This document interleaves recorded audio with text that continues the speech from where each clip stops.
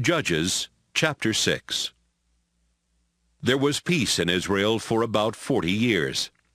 Then once again the Israelites started disobeying the Lord, so he let the nation of Midian control Israel for 7 years.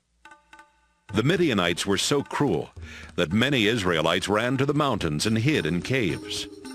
Every time the Israelites would plant crops, the Midianites invaded Israel together with the Amalekites and other eastern nations. They rode in on their camels, set up their tents, and then let their livestock eat the crops as far as the town of Gaza. The Midianites stole food, sheep, cattle, and donkeys. Like a swarm of locusts, they could not be counted, and they ruined the land wherever they went. The Midianites took almost everything that belonged to the Israelites, and the Israelites begged the Lord for help. Then the Lord sent a prophet to them with this message. I am the Lord God of Israel, so listen to what I say. You were slaves in Egypt, but I set you free and led you out of Egypt into this land. And when nations here made life miserable for you, I rescued you and helped you get rid of them and take their land. I am your God, and I told you not to worship Amorite gods, even though you are living in the land of the Amorites. But you refused to listen. One day an angel from the Lord went to the town of Ophrah and sat down under the big tree that belonged to Joash, a member of the Abiezer clan. Joash's son Gideon was nearby, threshing grain in a shallow pit where he could not be seen by the Midianites. The angel appeared and spoke to Gideon. The Lord is helping you, and you are a strong warrior. Gideon answered, Please, don't take this wrong, but if the Lord is helping us, then why have all these awful things happened? We've heard how the Lord performed miracles and rescued our ancestors from Egypt. But those things happened long ago. Now the Lord has abandoned us to the Midianites. Then the Lord himself said, Gideon, you will be strong, because I am giving you the power to rescue Israel from the Midianites. Gideon replied, But how can I rescue Israel? My clan is the weakest one in Manasseh, and everyone else in my family is more important than I am.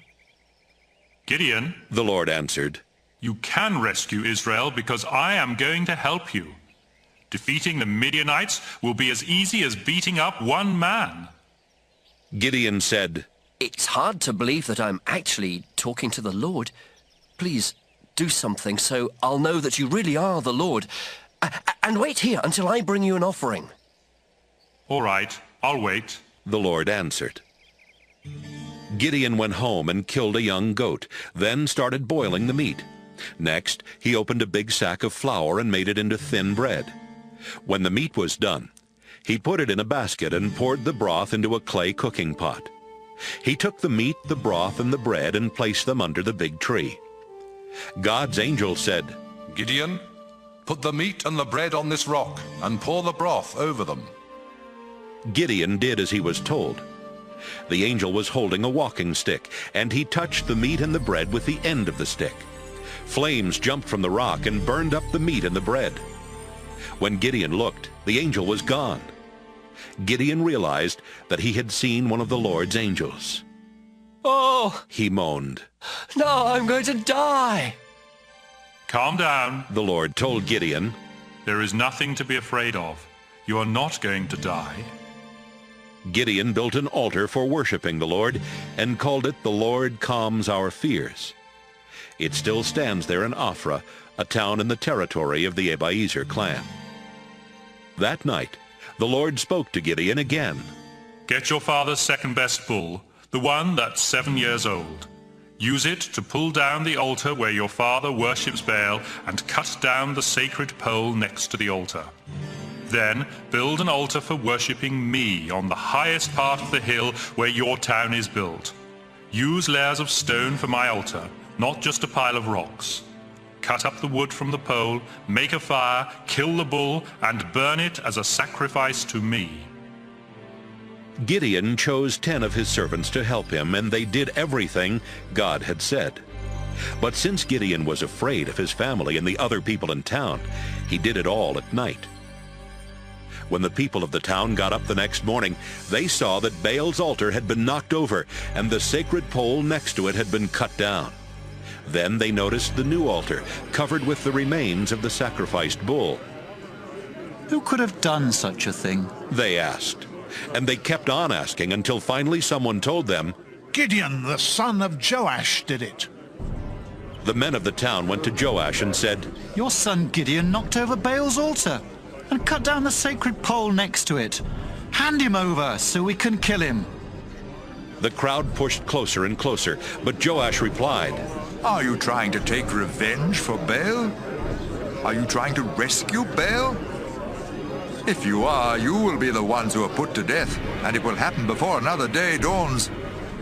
If Baal really is a god, let him take his own revenge on someone who tears down his altar.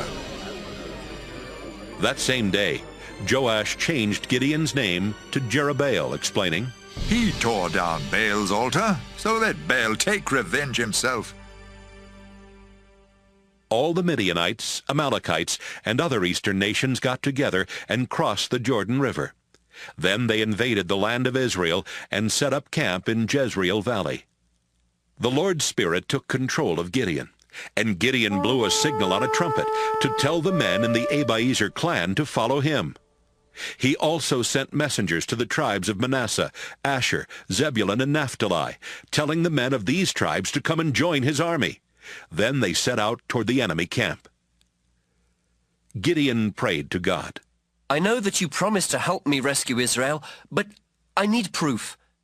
Tonight I'll put some wool on the stone floor of that threshing floor over there. If you really will help me rescue Israel, then tomorrow morning let there be dew on the wool, but let the stone floor be dry. And that's just what happened. Early the next morning, Gideon got up and checked the wool. He squeezed out enough water to fill a bowl. But Gideon prayed to God again. Don't be angry at me, Gideon said.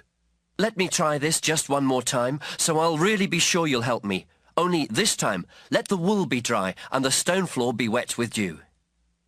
That night, God made the stone floor wet with dew, but he kept the wool dry.